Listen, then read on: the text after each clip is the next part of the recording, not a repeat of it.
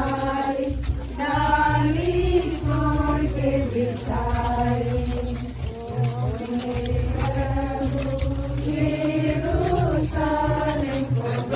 आगे पीछे चलो ने पुकारी, जय जय छोड़ना पसाते।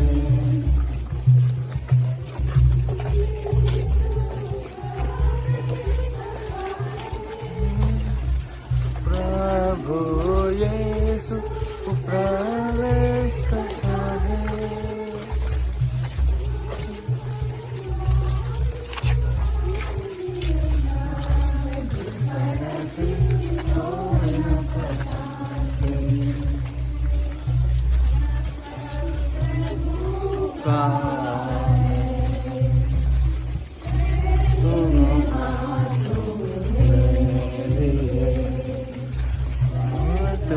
हाथों में लिए रोज प्रभु की जय, प्रभु की जय गाते हुए प्रभु का स्वागत किया। हाथों में लिए हृदयों के बालकों ने प्रभु की जय, प्रभु की जय गाते हुए प्रभु का स्वागत किया।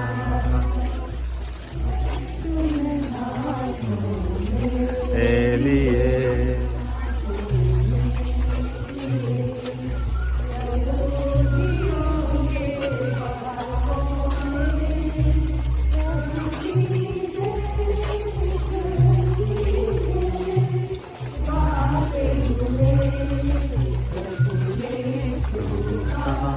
स्वागत किया।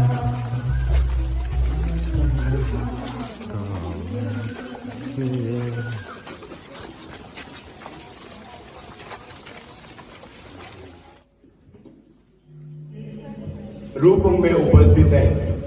सबसे पहले पवित्र क्रूस के रूप में, दूसरा अपने प्रतिनिधि पुरोहितों के रूप में, और तीसरा हम सबों के रूप में जिन्होंने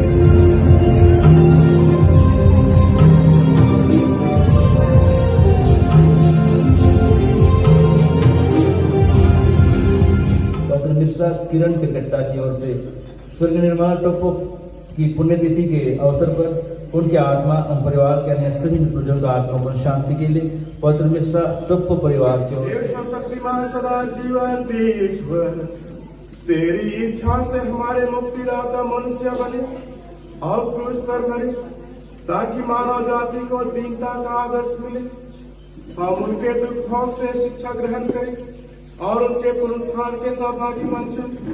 वह तेरे तथा पवित्र आत्मा के साथ एक ईश्वर होकर युग जीते और राज्य करते हैं। 50 पद संख्या 4 से 7। प्रस्तुत पाठ का विषय है नबी ईसाया द्वारा मसीह के दुर्भोग की भविष्यवाणी। इसमें विशेष रूप से मसीह के आज्ञा पालन तथा ईश्वर पर उनके भरोसे पर बल दिया जाता है। नबी ईसाया कहते हैं, मैंने अपमान करने वालों से अपना मुंह नहीं छिपाया। मैं जानता हूं कि मुझे निराश नहीं होना पड़ेगा। प्रभु ने मुझे शिष्य बनाकर वाणी दी है, जिसे मैं थके मांदे लोगों को संभाल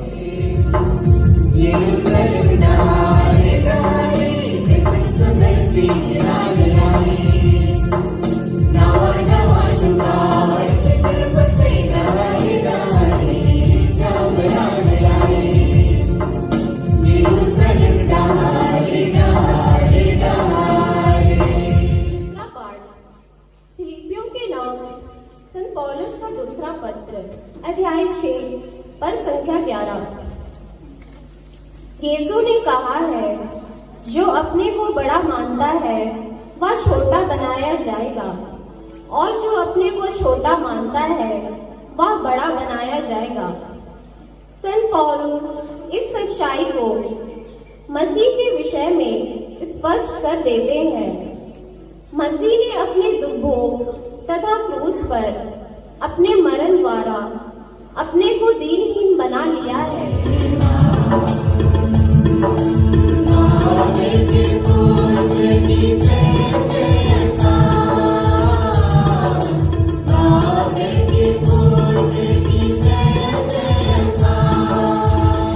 के साथ तुम्हारे यहाँ पास्का का भोजन करूंगा। यीशु ने जैसा आदेश दिया शिष्यों ने वैसा ही किया और पास्का भोज की तैयारी कर ली। संध्या हो जाने पर यीशु 12 शिष्यों के साथ भोजन करने बैठे। उनके भोजन करते समय यीशु ने कहा, मैं तुम लोगों से यह कहता हूँ, तुम में से ही एक मुझे पकड़वा दोगे। वे बहुत उदास हो गए और एक एक कर उनसे पूछने लगे, प्रभु, कहीं वह मैं तो नहीं हूँ? जो मेरे साथ थाली में खाता है वह मुझे पकड़वा देगा। मानव पुत्र तो चला जाता है जैसा कि उसके विषय में लिखा है, परंतु धिक्कार उस मनुष्य को जो मानव पुत्र को पकड़वाता है। उस मनुष्य के लिए कहीं अच्छा यही होता कि वह पैदा ही नहीं हुआ होता। यीशु के विश्वासघाती यूदस ने भी उनसे पूछा, गुरुवर, कहीं वह मैं तो नहीं हूँ? यीशु ने उत्तर दिया, तुमने ठीक ही कहा। उनके भोजन करते समय यीशु ने रोटी ले ली और धन्यवाद की प्रार्थना पढ़ने के बाद उसे तोड़ा और यह कहते हुए शिष्यों को दिया, ले लो और खाओ, यह मेरा शरीर है। तब उन्होंने प्याला लेकर धन्यवाद की प्रार्थना पढ़ी और यह कहते हुए उसे शिष्यों को दिया, तुम सब इसमें से पियो, क्योंकि यह मेरा रक्त है, विधान का रक्त, जो बहुतों की पाप क्षमा के लिए बहाया जा रहा है। मैं तुम लोगों से कहता हूं, जब तक मैं अपने पिता के राज्य में तुम्हारे साथ नवीन रस ना पी लूं, तब तक मैं दाख का यह रस फिर नहीं पीऊंगा। भजन गाने के बाद वे जैतून पहाड़ चल दिए। उस समय यीशु ने उनसे कहा, इसी रात को तुम सब मेरे कारण विचलित हो जाओगे, क्योंकि यह लिखा है, मैं चरवाहे को मारूंगा और झुंड की भेड़ें तितर बितर हो जाएंगी, किंतु अपने पुनरुत्थान के बाद मैं तुम लोगों से पहले गलीलिया जाऊंगा। इस पर पेतरुस ने यीशु से कहा, आपके कारण चाहे सभी विचलित हो जाए, किंतु मैं कभी विचलित नहीं होऊंगा। इस पर पेतरुस ने यीशु से कहा, यीशु ने उसे उत्तर दिया, मैं तुमसे यह कहता हूं, इसी रात को मुर्गे के बांग देने से पहले ही तुम मुझे 3 बार अस्वीकार करोगे। पेतरुस ने उनसे कहा, मुझे आपके साथ चाहे मरना ही क्यों ना पड़े, मैं आपको कभी अस्वीकार नहीं करूंगा। और सभी शिष्यों ने यही कहा। जब यीशु अपने शिष्यों के साथ गेत्सेमानी नामक बार पहुंचे तो उन्हें उनसे बोले, तुम लोग यहाँ बैठे रहो, मैं तब तक वहां प्रार्थना करने जाता हूँ। वे पेतरुस और जबेदी के 2 पुत्रों को अपने साथ ले गए। वे उदास तथा व्याकुल होने लगे और उनसे बोले, मेरी आत्मा इतनी उदास है कि मैं मरने को हूँ। यहाँ ठहर जाओ और मेरे साथ जागते रहो। वे कुछ आगे बढ़कर मुंह के बल गिर पड़े और उन्होंने यह कहते हुए प्रार्थना की, तो यह प्याला मुझसे टल जाए, फिर भी मेरी नहीं बल्कि तेरी ही इच्छा पूरी हो। तब वे अपने शिष्यों के पास गए और उन्हें सोया हुआ देखकर पेतरुस से बोले, क्या तुम लोग घंटे भर भी मेरे साथ नहीं जाग सके? जागते रहो और प्रार्थना करते रहो, जिससे तुम परीक्षा में ना पड़ो। आत्मा तो तत्पर है, परंतु शरीर दुर्बल। वे फिर दूसरी बार गए और उन्होंने यह कहते हुए प्रार्थना की, मेरे पिता, यदि यह प्याला मेरे पिए बिना नहीं टल सकता, तो तेरी ही इच्छा पूरी हो। लौटने पर उन्होंने अपने शिष्यों को फिर सोया हुआ पाया। संत मत्ती के अनुसार प्रभु यीशु का दुख हो। सभी पे बैठ गए। तब 12 में से एक, जो यूदस इस्करियोती कहलाता था, महायाजकों के पास गया और उसने उनसे कहा, यदि मैं यीशु को आपके हवाले कर दूं, तो आप मुझे क्या देने को तैयार हैं? उन्होंने उसे चांदी के 30 सिक्के दिए। उस समय से यूदस यीशु को पकड़वाने का अवसर ढूंढता रहा। बेखमीर रोटी के पहले दिन शिष्य यीशु के पास आकर बोले, आप क्या चाहते हैं? हम कहाँ आपके लिए पास्का भोज की तैयारी करें? यीशु ने उत्तर दिया, शहर में आमुक के पास जाओ और उससे कहो, गुरुवर कहते हैं, मेरा समय निकट आ गया भरी थी। वे उन्हें छोड़कर फिर गए और उन्हीं शब्दों को दोहराते हुए उन्होंने तीसरी बार प्रार्थना की। इसके बाद उन्होंने अपने शिष्यों के पास आकर उनसे कहा, अब तक सो रहे हो? अब तक आराम कर रहे हो? देखो, वह घड़ी आ गई है जब मानव पुत्र पापियों के हवाले कर दिया जाएगा। उठो, हम चलें, मेरा विश्वासघाती निकट आ गया है। यीशु यह कह ही रहे थे कि 12 में से एक यूदस आ गया। उसके साथ तलवारें और लाठियां लिए एक बड़ी भीड़ थी, जिसे महायाजकों और जनता के नेताओं ने भेजा था। विश्वासघाती ने उन्हें यह कहते हुए संकेत दिया था, मैं जिसका चुंबन करूंगा वही है, उसी को पकड़ना।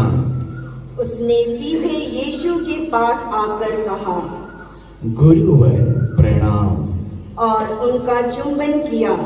यीशु ने उनसे कहा, मित्र, जो करने आए हो कर लो। तब लोग आगे बढ़ आए और उन्होंने यीशु को पकड़कर गिरफ्तार कर लिया। इस पर यीशु के साथियों में एक ने अपनी तलवार खींच ली और प्रधान याजक के नौकर पर चलाकर उसका कान उड़ा दिया।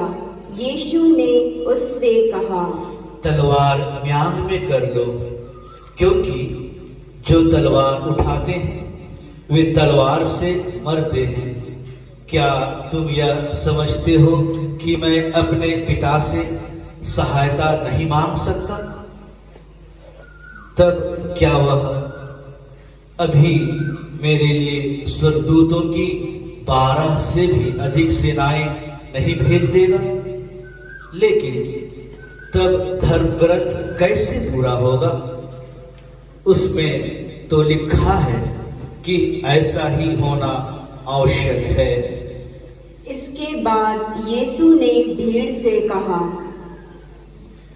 क्या तुम लोग मुझे डाकू समझते हो? तलवारें और लाठियां लेकर मुझे पकड़वाने आए हो? मैं तो प्रतिदिन मंदिर में बैठकर शिक्षा दिया करता था, फिर भी तुमने मुझे नहीं गिरफ्तार किया। यह सब लिखा है वह पूरा हो जाए। तब सभी शिष्य को छोड़कर भाग गए। जिन्होंने यीशु को गिरफ्तार कर लिया था वे उन्हें प्रधान याजक कैफस के यहाँ ले गए, जहाँ शास्त्री और नेता इकट्ठे हो गए थे। पेतरुस कुछ दूरी पर यीशु के पीछे पीछे चला। वह प्रधान याजक के महल तक पहुंचकर अंदर गया और परिणाम देखने के लिए नौकरों के साथ बैठ गया। महायाजक और सारी महासभा यीशु को मरवा डालने के उद्देश्य से उनके विरुद्ध झूठी गवाही खोज रही थी, परंतु वह मिली नहीं। यद्यपि बहुत से झूठे गवाह सामने आए, अंत में 2 गवाह आकर बोले, इस व्यक्ति ने कहा है, मैं ईश्वर का मंदिर ढा सकता हूँ और 3 दिनों के अंदर उसे फिर से बना सकता हूँ। इस प्रकार प्रधान याजक ने खड़े होकर यीशु से कहा, ये लोग तुम्हारे विरुद्ध जो गवाही दे रहे हैं, क्या इसका कोई उत्तर तुम्हारे पास नहीं है? परंतु यीशु मौन रहे। तब प्रधान याजक ने उनसे कहा, तुम्हें जीवंत ईश्वर की शपथ, यदि तुम मसीह ईश्वर के पुत्र हो तो हमें बता दो। मैं आप लोगों से यह भी कहता हूँ, भविष्य में आप मानव पुत्र को सर्वशक्तिमान ईश्वर के दाहिने बैठा हुआ और आकाश के बादलों पर आता हुआ देखेंगे। इस पर प्रधान याजक ने अपने वस्त्र फाड़ कर कहा, इसने इस निंदा की है, तो अब हमें गवाहों की जरूरत ही क्या है? अभी अभी आप लोगों ने इस निंदा सुनी है। आप लोगों का क्या विचार है? उन्होंने यीशु गलीली के साथ थे, किंतु उसने सबके सामने अस्वीकार करते हुए कहा, मैं नहीं समझता कि तुम क्या कह रहे हो। इसके बाद पेतरुस फाटक की ओर निकल गया, किंतु एक दूसरी नौकरानी ने उसे देख लिया और वहां के लोगों से कहा, यह व्यक्ति यीशु नासरी के साथ था। उसने शपथ खाकर फिर अस्वीकार किया और कहा, मैं उस मनुष्य को नहीं जानता। इसके थोड़ी देर बाद आसपास खड़े लोग पेतरुस के पास आए और बोले, निश्चय ही तुम भी उन्हीं लोगों में से एक हो, यह तो तुम्हारी बोली से स्पष्ट है। तब पेतरुस को उसने शपथ खाकर कहने लगा कि मैं उस मनुष्य को जानता ही नहीं। ठीक उसी समय मुर्गे ने बांग दी। पेतरुस को यीशु का यह कहना याद आया, मुर्गे के बांग देने से पहले ही तुम मुझे 3 बार अस्वीकार करोगे। क्या तुम नहीं सुनते कि ये तुम पर कितने अभियोग लगा रहे हैं? फिर भी यीशु ने उत्तर में एक भी शब्द नहीं कहा। इस पर राज्यपाल को बहुत आश्चर्य हुआ। पर्व के अवसर पर राज्यपाल लोगों की इच्छा अनुसार एक बंदी को रिहा किया करता था। उस समय बर्रबस नामक एक कुख्यात व्यक्ति बंदीगृह में था, इसलिए पिलातुस ने इकट्ठे हुए लोगों से कहा, तुम लोग क्या चाहते हो? मैं तुम्हारे लिए किसको रिहा करूं, बराबस को अथवा मसीह कहलाने वाले यीशु को। वह जानता था कि उन्होंने यीशु को ईर्ष्या से पकड़वाया है। पिलातुस न्यायासन पर बैठा हुआ ही था कि उसकी पत्नी कहला भेजा, उस धर्मात्मा के मामले में हाथ नहीं डालना, क्योंकि उसी के कारण मुझे आज स्वप्न में बहुत कष्ट हुआ है। इसी बीच महायाजकों और नेताओं ने लोगों को यह समझाया कि वे बरअब्बस को छुड़ाए और यीशु का सर्वनाश करें। राज्यपाल ने फिर उनसे पूछा, तुम लोग क्या चाहते हो? दोनों में किसे तुम्हारे लिए रिहा करूं? उन्होंने उत्तर दिया, बराबस को। इस पर पिलातुस ने उनसे कहा, तो मैं यीशु का क्या करूं जो मसीह कहलाते हैं? सबों ने उत्तर दिया, इसे क्रूस दिया जाए। पिलातुस ने पूछा, क्यों? इसने कौन सा अपराध किया है? किंतु वे और भी जोर से चिल्ला उठे, इसे क्रूस दिया जाए। जब पिलातुस ने देखा कि मेरी एक भी नहीं चलती, उल्टे हंगामा होता जा रहा है, तो उसने पानी मंगाकर लोगों के सामने हाथ धोए और कहा, मैं इस धर्मात्मा के रक्त का दोषी नहीं हूँ, तुम लोग जानो। यह प्राणदंड के योग्य है। तब उन्होंने उनके मुंह पर थूका और उन्हें घूंसे मारे। कुछ लोगों ने उन्हें थप्पड़ मारते हुए यह कहा, मसीह, यदि तू नबी है तो हमें बता, तुझे किसने मारा है? पेतरुस उस समय बाहर प्रांगण में बैठा हुआ था। इस पर पिलातुस ने उनके लिए बरअब्बस को मुक्त कर दिया और यीशु को कोड़े लगवाकर क्रूस पर चढ़ाने सैनिकों के हवाले कर दिया।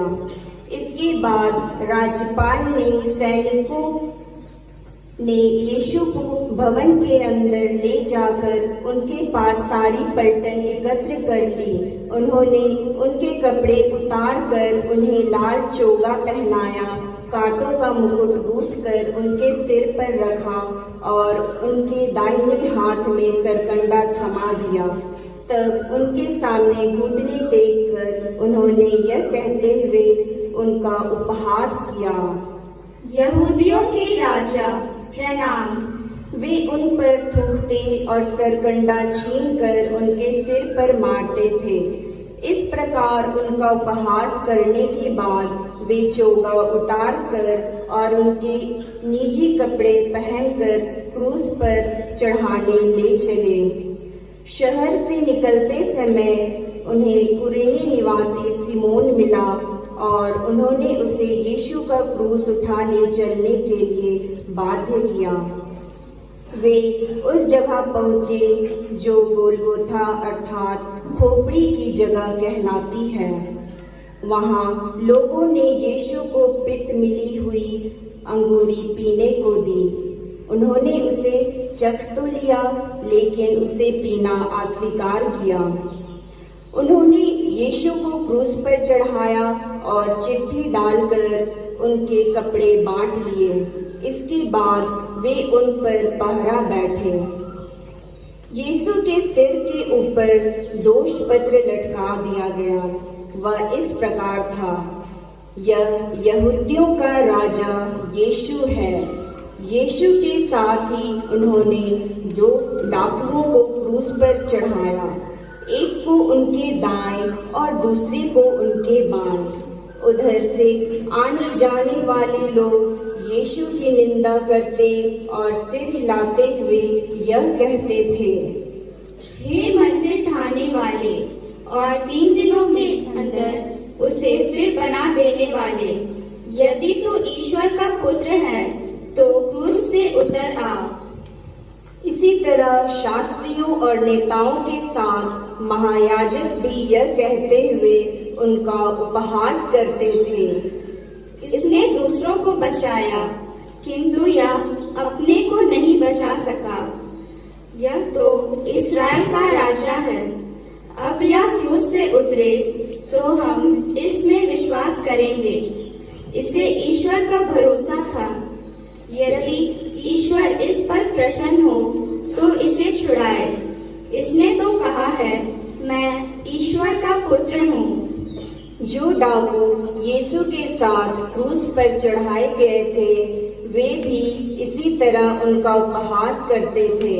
दोपहर से तीसरे पहर तक पूरे प्रदेश पर अंधेरा छाया रहा। लगभग तीसरे पहर यीशु ने ऊंचे स्वर से पुकारा, एली एली लेमा सबक्तानी। इसका अर्थ है, मेरे ईश्वर तूने मुझे क्यों त्याग दिया है। यह सुनकर पास खड़े लोगों में से कुछ कहते थे, यह एलियस को बुला रहा है। उनमें से एक तुरंत दौड़कर पनसोखता ले आया और उसे खट्टी अंगूरी में डुबाकर सरकंडे में लगाकर उसने यीशु को पीने को दिया। कुछ लोगों ने कहा, रहने दो, देखे एलियस इसे बचाने आता है या नहीं। तब यीशु ने फिर ऊंचे स्वर से पुकार कर प्राण त्याग दिए।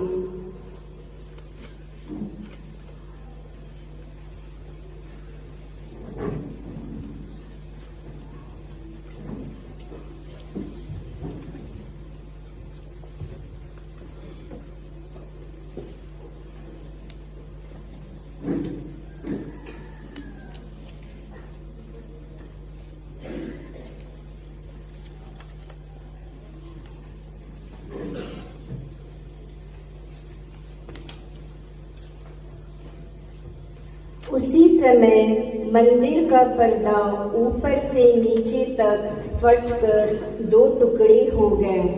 पृथ्वी कांप उठी, चट्टानें फट गई, कब्रें खुल गई और बहुत से मृत संतों के शरीर पुनर्जीवित हो गए। वे यीशु के पुनरुत्थान के बाद कब्रों से निकले और पवित्र नगर जाकर बहुतों को दिखाई दिए। शतपति और उनके साथ यीशु पर पहरा देने वाले सैनिक भूकंप और इन सब घटनाओं को देखकर अत्यंत भयभीत हो गए और बोल उठे, निश्चय ही यह ईश्वर का पुत्र था। वहाँ बहुत सी नारियां भी दूर से देख रही थी। वे यीशु की सेवा परिचर्या करते हुए गलीलिया से उनके साथ साथ आई थी। उनमें मरियम मगदलेना, याकूब और यूसुफ की माता मरियम और जबीदी के पुत्रों की माता थी। संध्या हो जाने पर अरिमथिया का एक धनी सज्जन आया। उसका नाम यूसुफ था और वह भी यीशु का शिष्य बन गया था। उसने पिलातुस के पास जाकर यीशु का शव मांगा और पिलातुस ने आदेश दिया कि शव उसे सौंप दिया जाए। यीशु ने शव ले जाकर उसे स्वच्छ छाटी के कफन में लपेटा और अपनी कब्र में रख दिया, जिसे उसने हाल में चट्टान में खुदवाया था। और वह कब्र के द्वार पर बड़ा पत्थर लुढ़काकर चला गया। मरियम मगदलेना और दूसरी मरियम वहां कब्र के सामने बैठी हुई थी। उस शुक्रवार के दूसरे दिन महायाजक और फरीसी एक साथ पिलातुस के यहाँ गए और बोले, श्रीमान, हमें याद है कि उस धोखेबाज ने अपने जीवन काल में कहा है कि मैं 3 दिन बाद जी उठूंगा। इसलिए 3 दिन तक कब्र की सुरक्षा का आदेश दिया जाए। कहीं ऐसा ना हो कि उसके शिष्य उसे चुरा कर ले जाए और जनता से कहे कि वह मृतकों में से जी उठा है। यह पिछला धोखा तो पहले से भी बुरा होगा। पिलातुस ने कहा, पहरा ले जाइए और जैसा उचित समझे सुरक्षा का प्रबंध कीजिए। वे चले गए और उन्होंने पत्थर पर मुहर लगाई और पहरा बैठाकर कब्र को सुरक्षित कर दिया। प्रभु का सुसमाचार है। तब महायाजकों और जनता के नेताओं ने यीशु को मरवा डालने के लिए परामर्श किया। उन्होंने यीशु को बांधा और उन्हें ले जाकर राज्यपाल पिलातुस के हवाले कर दिया। जब यीशु विश्वासघाती यूदस ने देखा कि उन्हें प्राणदंड क्या मिली है तो उसे पश्चाताप हुआ और महायाजकों और नेताओं के पास चांदी के वे 30 सिक्के यह कहते हुए वापस ले आया, मैंने निर्दोष रक्त का सौदा कर पाप किया है। उन्होंने उत्तर दिया, हमें इससे क्या, तुम जानो। इस पर यूदस ने चांदी के सिक्के मंदिर में फेंक दिए और जाकर फांसी लगा ली। महायाजकों ने चांदी के सिक्के उठाकर कहा, इन्हें खजाने में जमा करना उचित नहीं है, यह तो रक्त की कीमत है।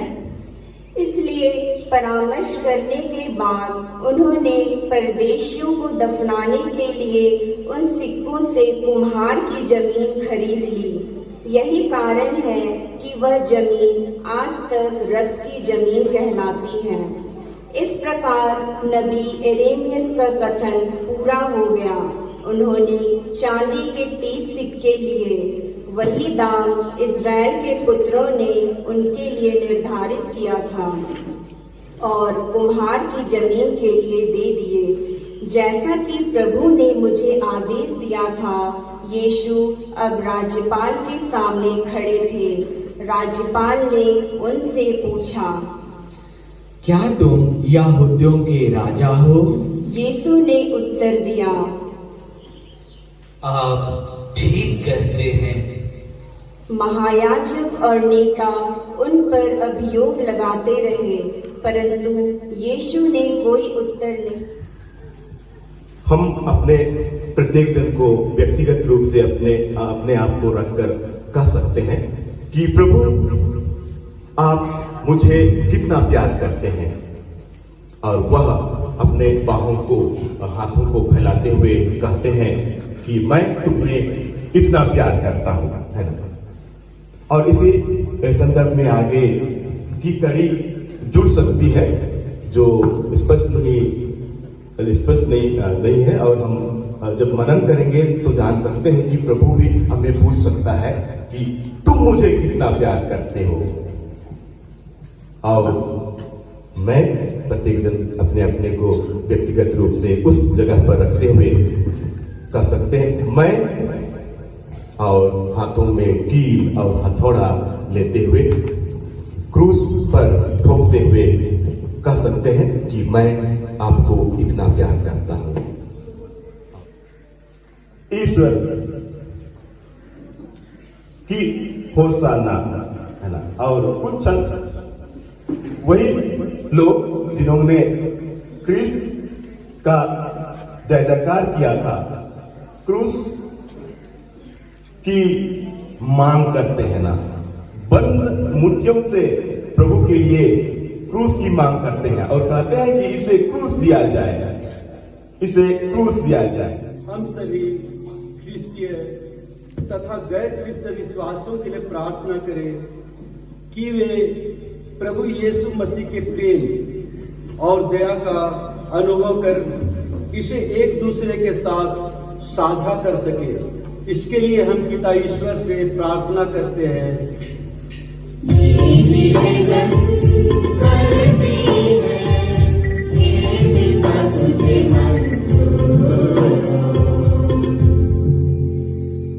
हम अनेक प्रकार की बीमारियों से पीड़ित रोगियों और एकाकी लोगों के लिए प्रार्थना करें कि वे प्रभु यीशु के सहानुभूतिशील प्रेम द्वारा सांत्वना पा सके और चंगे हो जाए, इसके लिए हम पिता ईश्वर से प्रार्थना करें।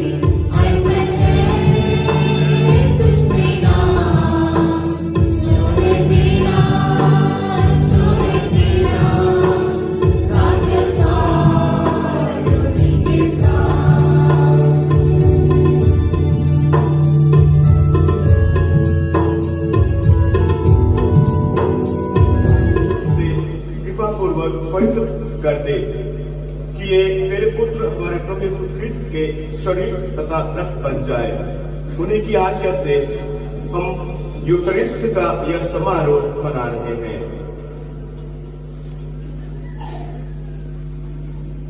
जिस रात को यीशु स्वेच्छा से मृत्यु के लिए सौंपे गए, उन्होंने रोटी ली, तुझे धन्यवाद दिया और रोटी तोड़कर उसे अपने शिष्यों को देते हुए कहा, तुम सब इसे लो और इसमें से खाओ, क्योंकि यह मेरा शरीर है जो तुम्हारे लिए बलि चढ़ाया जाएगा।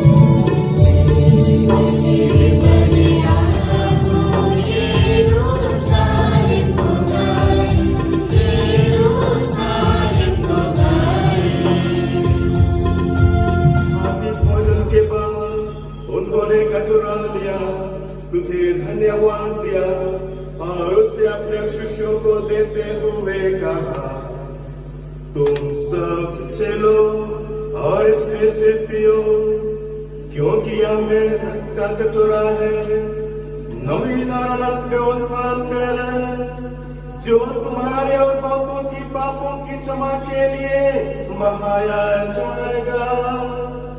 तुम मेरे स्मृति में याद करो।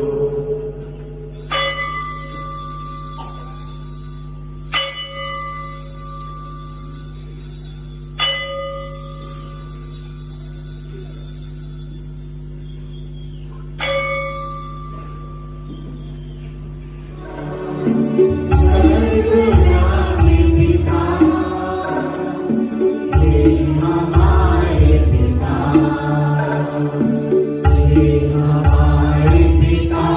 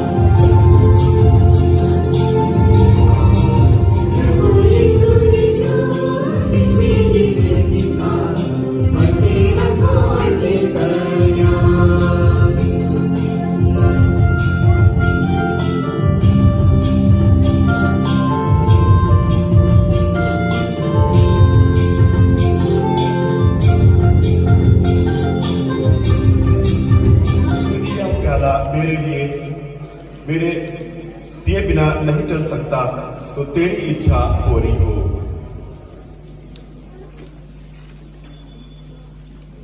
हम प्रार्थना करें।